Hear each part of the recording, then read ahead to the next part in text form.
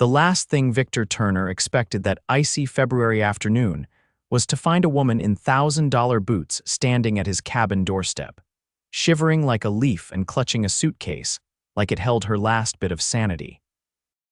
"Are you lost?" Victor asked, shielding his 5-year-old daughter, Penelope, behind his leg. I mean maybe," the woman stammered, eyes darting to the cabin behind him. "My car broke down on the road a mile back. There's no service. I saw the smoke from your chimney." Victor studied her. Designer coat, eyes wide like she hadn't slept, voice shaky but polite. She didn't look dangerous, just scared. "You're freezing," he said finally. "Come in before you turn into a popsicle." She hesitated but stepped inside. Penelope peeked out from behind him, her brown curls bouncing. "Daddy, is she okay?" Victor gave a half smile. "She'll be fine, P. Go grab a blanket for her, okay?" The woman knelt to Penelope's level. "Thank you, sweetheart. I'm Wren Oliver." "Penelope," his daughter said proudly, then dashed off.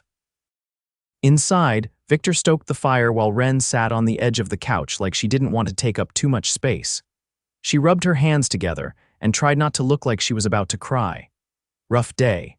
Victor asked, handing her a mug of tea he'd made from the last of his peppermint stash. "You could say that," she whispered, then took a sip. "I was heading to a friend's place in Vermont, needed to disappear for a while." Victor raised an eyebrow. "Disappear?" "I just needed quiet." Victor didn't press. He knew the look. He'd worn it himself after Penelope's mom walked out 3 years ago. "Well, this is about the quietest place in upstate New York." She gave a breathy laugh, her eyes finally meeting his. "You live here full-time?" "Yeah, I run a small carpentry business, mostly custom furniture." "Not much, but it keeps the lights on. Usually." She noticed the stack of unpaid bills on the kitchen counter but said nothing. He appreciated that. "You're welcome to stay the night," Victor added. "There's a guest room upstairs, not fancy but warm." "Should get your car towed in the morning." Wren hesitated. "I don't want to intrude. I can call someone. No service, and it's snowing again." "You're staying," he said, tone firm but kind. She looked at him like he'd just thrown her a lifeline. "Thank you." That night, after Penelope fell asleep with her stuffed elephant, Victor found Wren sitting on the porch steps, wrapped in a quilt, staring out at the snow. "You okay?" he asked, sitting beside her. She nodded. "I haven't felt safe in a while." He glanced over. "Someone chasing you?" "Not like that. Just life, I guess." Victor leaned back. "Yeah, life can hit hard, trust me." She turned to him. "You're a single dad." "Yup. Her mom left when Penelope was 2, said she wasn't built for motherhood. I've been figuring it out ever since." Wren's face softened. "She's lucky to have you." Victor shrugged. "Some days I think I'm screwing it all up." "You're not," she said softly. "It shows the way she looks at you. You're doing more than enough." Something in her tone made his chest tighten. No one had said that to him in years. The next morning, Wren helped make pancakes, even though she clearly didn't know how to flip them. Penelope giggled when she dropped one, and Wren laughed with her like she'd known her forever. Victor watched them from the kitchen, his heart doing something it hadn't in a long time, warming. Later, he called a local mechanic, walked down the road to his neighbor's house to use their landline. After arranging a tow, he came back to find Wren sitting with Penelope, drawing snowmen in crayon. "This okay?" she asked, unsure. Victor nodded. "Yeah, she doesn't usually warm up to people this fast." Wren smiled. "Kids know who's kind." As the day passed, it became clear she wasn't leaving anytime soon. The storm had worsened. Roads were blocked. The mechanic couldn't get her car out until at least the weekend. She paced later that night, clearly anxious. "I need to pay you for the room, for food." "Everything. I don't want to take advantage of your kindness." Victor crossed his arms. "You didn't ask to be stranded. You're not taking advantage." "Still, let me help somehow." He raised an eyebrow. "You know anything about sanding wood?" She blinked. No." "Perfect, you'll learn." "You can help in the shed tomorrow." She laughed for real this time, and it lit up her whole face. "Deal." The next few days turned into something Victor hadn't expected: peaceful. Wren was nervous at first, like she was constantly waiting for something bad to happen. But slowly, she eased into the rhythm of his life, cooking dinner with them, playing board games with Penelope, helping in the shed where she turned out to be surprisingly good at detail work. She never talked about her past, and Victor didn't push. But one night by the fireplace, she looked at him and said, "You know, you make it really hard to leave." He looked at her, heart thudding. "Then maybe don't." Her breath caught. Victor stepped closer. "I don't know what you're running from, but you're safe here. With us? I'm not who you think I am," she whispered. "I don't care who you were. I care who you are now." Wren looked up at him, eyes glossy, and something shifted between them, undeniable, magnetic. Penelope's voice broke the moment. "Daddy, Wren, come see the stars," Victor chuckled. Saved by the 5-year-old, Wren laughed, wiping her eyes. "She's got good timing." As they stepped outside, the cold night wrapped around them, stars scattered like glitter across the sky. Wren stood beside him, her hand brushing his. "Victor? Yeah, thank you for not asking questions. For trusting me." He looked down at her, the snow reflecting in her eyes. "You trusted me first." She smiled, and in that moment, Victor knew something he hadn't let himself believe in a long time. He was falling for her, and he didn't even know her last name. Wren stood barefoot on the porch, arms folded tightly to her chest, watching the forest dissolve into fog as the sun clawed its way above the trees. The pine air was sharp in her lungs, but it grounded her. She hadn't touched her phone in 4 days. That fact alone should have made her break out in hives. Instead, she felt steady, and that terrified her. "You're up early," Victor said behind her, his voice low and rough from sleep. She turned slightly, startled. His flannel shirt hung open over a white thermal. He looked more awake than she felt. "I couldn't sleep," she admitted. He stepped beside her, holding out a steaming mug. "Try this, it's not gourmet, but it's hot." She took it without question. "Thanks, I think I forgot how quiet mornings can be. I'm used to alarms, traffic." 20 emails before breakfast. Victor leaned against the railing. "You in finance or something?" She hesitated. "Something like that," his brows lifted. "Well, that narrows it down. I worked with investments, private portfolios." It was technically true, just not in the way he'd think. "Sounds stressful." It was. "I mean, it is. I don't know any more." She glanced at him. "What made you come out here? This place isn't exactly close to anything." Victor exhaled through his nose. "Tried city life for a while, didn't stick. After Penelope was born, I wanted something different for her, something real." Wren stared out at the trees. Real sounds impossible sometimes. He didn't answer, but his silence wasn't uncomfortable. Later that morning, Wren was at the workbench in the shed, sanding the edge of a curved maple slab. Victor had taught her how to run her palm gently over the grain to feel the imperfections.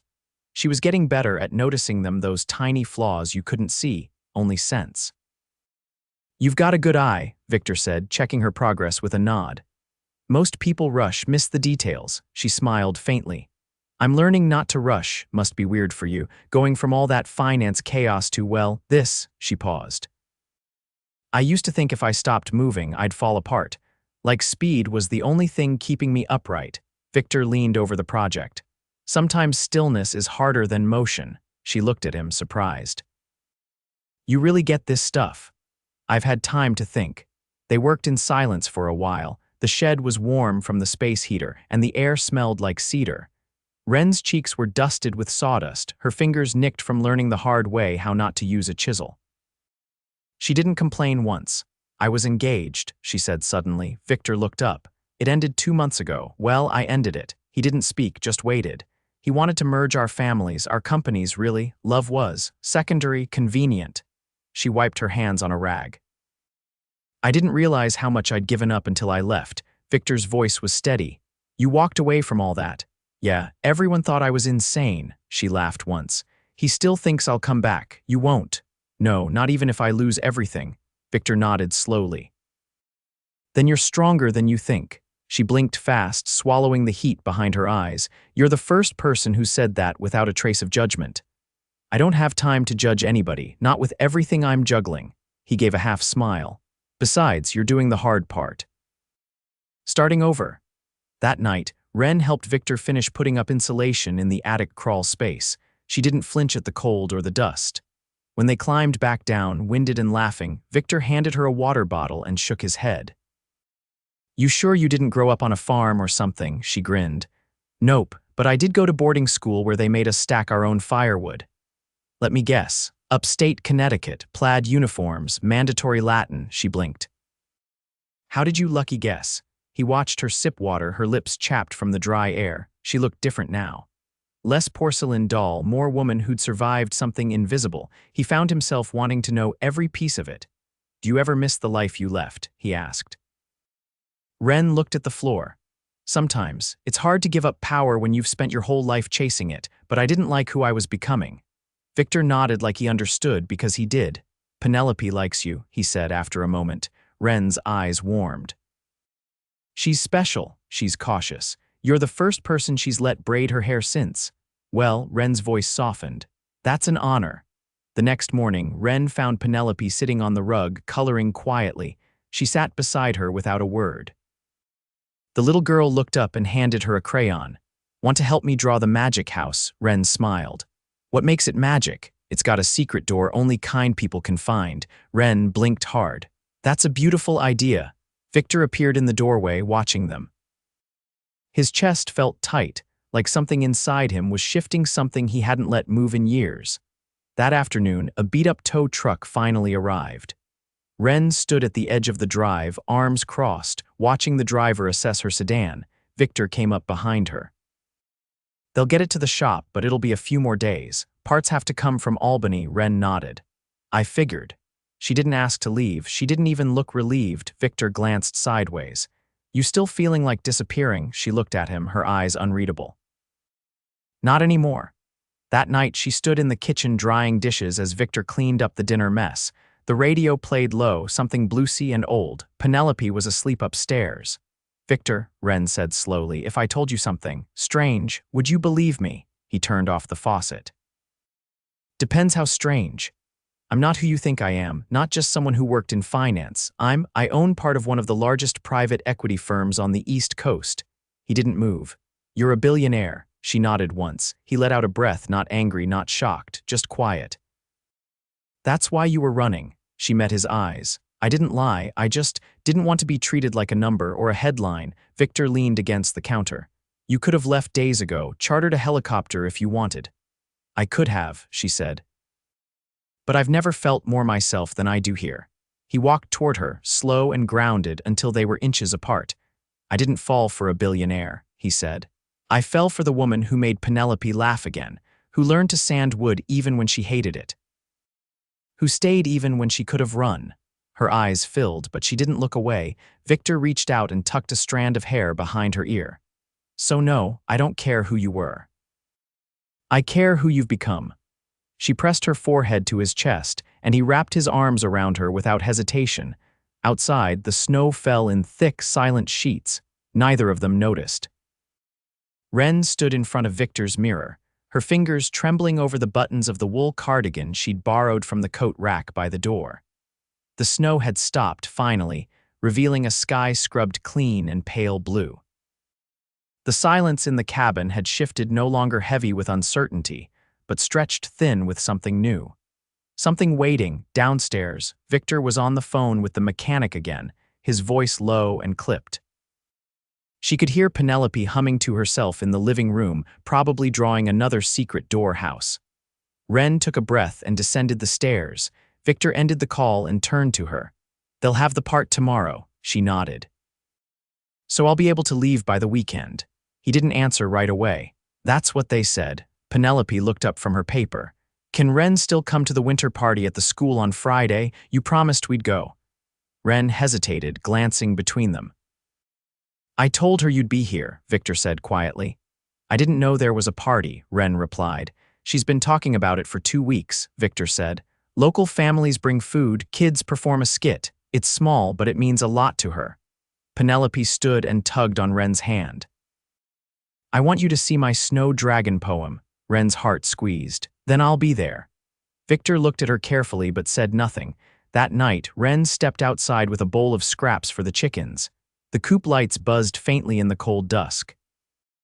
She'd never fed a chicken in her life before this week, but now she could tell them apart, especially the one with the crooked toe who always pecked her boot for attention.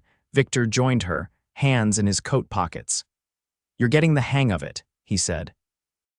"I didn't expect to be feeding poultry this week, or to like it." He tilted his head. "You like this life?" "I like parts of it. I didn't know I could." Victor nodded slowly. So what happens when you go back? Wren looked down at the bowl. I'm not sure I want to go back. At least not to the version of it I left, he studied her. You said your ex still thinks you'll return. Yes, he's not subtle. He's been trying to get in touch. My assistant must be losing her mind. Victor's voice was steady. Are you afraid of him? No, she said. He's not violent. Just entitled. The kind of man who thinks a no is just a delay. Victor's jaw tightened, but his voice stayed calm. You don't owe him anything. I know, but it's not just him. There are board members, investors, family, friends. They all think I've cracked. Maybe you have, he said. Maybe you cracked open. She looked at him, startled. People break all the time, he continued. But not everyone rebuilds. You did. Wren felt something shift in her chest. Victor, if I asked you to come with me, I won't leave Penelope's world behind, he said quickly. She needs stability. Her school, her routines, I've built everything around her. I'm not asking you to uproot her life, Wren said, but maybe I could make this life easier for both of you, he frowned. What do you mean? She hesitated. Would you ever consider expanding your business? Beyond the cabin, I've thought about it, he admitted, but I don't have the capital or the time. I could help. I don't want your money, Wren. I'm not offering a handout, I'm offering a partnership. Victor's expression tightened. Because you feel sorry for me, she stepped forward. No, because I believe in you. I've seen what you can build with your hands. Imagine what you could do with the right resources. He looked away.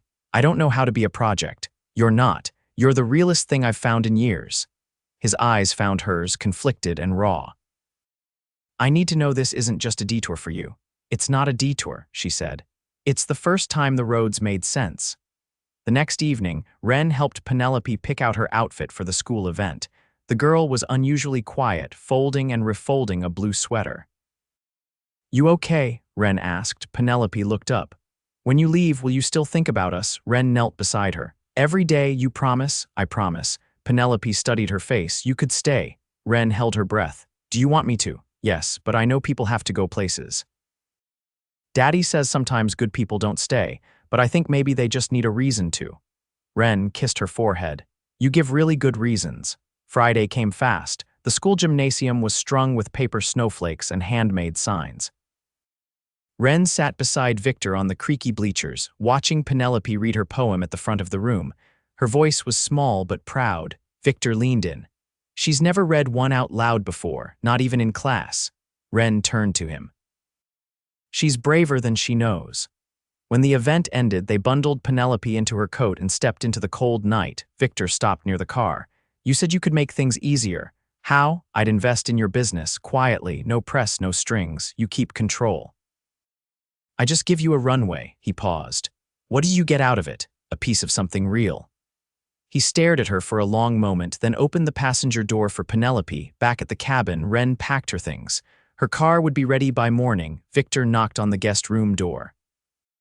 You're really leaving? He asked. I have to. He stepped inside.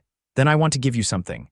He handed her a small, polished wooden box, the top carved with delicate pine trees. She opened it.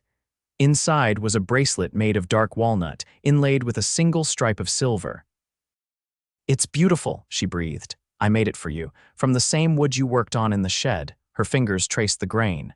Victor. He met her gaze. You don't owe me anything, but if you want to come back, if you ever decide that being here means more than the life you left, I'll be here. We'll be here. She stepped forward, heart pounding.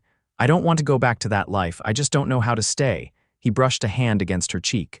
Then we'll figure it out, together. She kissed him soft and slow, no hesitation, no fear.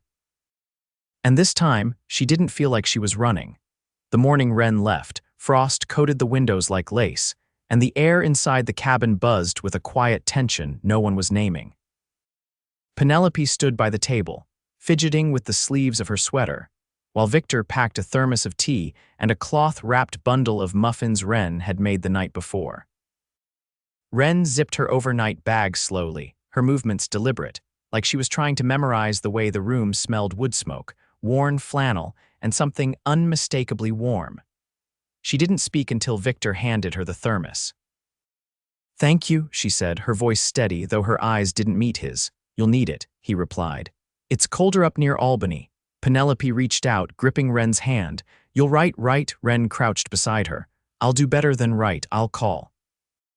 And when you're ready, you and your dad can come visit me. I'll show you the biggest bookstore you've ever seen." Penelope's eyes lit up, but her lips pressed together like she was trying not to cry. Wren kissed her cheek, then stood and turned to Victor. "I'll send over the contract for the business investment next week," she said. "Everything will go through your legal team, no backdoors, no fine print." Victor nodded once. "I trust you," she hesitated. "Do you?" He stepped closer. "It's not about what you have, never was. You're not walking away because you want out, you're going because you have to, that's different." Wren looked up at him, the space between them charged. "I'll make it back." He didn't ask when, he didn't ask how. He simply kissed her, firm and certain, and that was the last word between them as her car pulled away down the snowy road. 3 weeks passed. Victor worked late in the shed most nights, sanding down the new cherrywood dining table he'd designed for a boutique upstate. It was the first piece commissioned through the expansion deal Wren had set in motion. The paperwork had come through exactly as promised, clean, transparent, and without any strings. True to her word, she hadn't made a single demand, just a quiet infusion of capital, and a note from her assistant confirming the funds had cleared. He hadn't heard from her directly since the day she left. Penelope didn't ask every day, but she kept the bracelet Wren had given her in a small velvet pouch beneath her pillow. On the nights she couldn't sleep, she held it in one hand and whispered to her stuffed elephant like she was passing on a secret promise. Victor didn't press. He'd learned the hard way that pushing only made people retreat. But as the 4th week passed, he began to wonder if maybe she had changed her mind, or worse, if the life she'd returned to had swallowed her whole. Then, one Friday afternoon, he walked into the local hardware store to pick up a new drill bit and stopped dead in the aisle. There she was. Wren Oliver, standing between buckets of paint and a display of winter gloves, dressed in jeans and a soft gray coat, holding a bag of screws like she'd just stepped out of his memory. "Hey," she said, her voice quiet but sure. He blinked. "You're here. I told you I'd make it back." He stepped forward, his heart thundering. "I thought maybe I had to close some doors before I could open this one," she said. "I resigned from the firm, fully sold my shares, transferred my board seats. I'm not going back." His voice dropped. "That's not a small decision." It wasn't, but it was the right one. He looked at her carefully. "What changed?" "I did," she said. "I realized I didn't want to be someone else's idea of powerful. I wanted to build something that felt like mine. And I wanted to do it with someone who sees me, not my last name." Victor's fingers brushed her wrist, tentative. "You sure this isn't just a vacation?" "I bought the old Mercier house on the ridge," she said, her eyes dancing. "The one with the wraparound porch and the ancient apple trees. It needs work, but the bones are good." He stared. "You're staying." "I'm staying," she confirmed. "I want to help grow your business quietly. I don't need anyone knowing who I used to be. I just want to be Wren." He exhaled, a slow, stunned breath. "That house is 3 miles from here." "Exactly," she said. "Close enough to help, far enough to give you space when you need it." She paused. "Unless you don't want that." He pulled her into his arms before she could finish the sentence. That night, Wren joined them for dinner. Penelope ran to her the moment she stepped through the door, launching into a breathless explanation of her latest snow dragon poem. Wren listened like the world had narrowed to the kitchen table and the girl beside her. Victor watched them from the stove, stirring the pot of stew he'd started before she arrived. His chest felt full in a way he hadn't realized he'd been missing.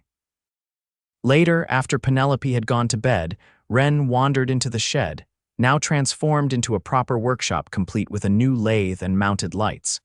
She trailed her fingers across the edge of the cherrywood table. "This is beautiful," she said. Victor joined her, his hands in his pockets. "The order came through your contact in Hudson, said they saw the prototype in your email." "I might have mentioned it in passing," she said innocently. He smiled. "You're dangerous." "I'm useful," she said, "and I'm where I belong." He stepped forward and took her hands. "Let's build something."